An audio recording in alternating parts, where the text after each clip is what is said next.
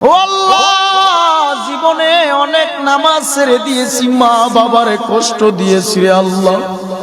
ও আল্লাহ, তোমার রসুলের সুন্নতের মালা গলায় লাগাইতে পারলাম না রে আল্লাহ।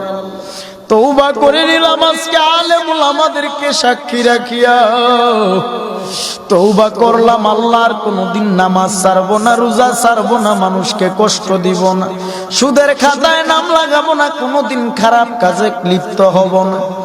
আমার আল্লাহর কাছে যদি একটা বার চোখে পানি ছেড়ে তওবা করতে পারো, আমার আল্লাহ এই মাহফিলের প্যান্ডেলের থেকে বের হওয়া মাত্র জিন্দেগির আমল নামার গুনাহগুলো ক্ষমা করতে পারে কি পারে না? বলেন রহমান তিনি কে, রহিম তিনি কে, রাজ্জাক তিনি কে, জব্বারু তিনি কে? আমার আল্লাহ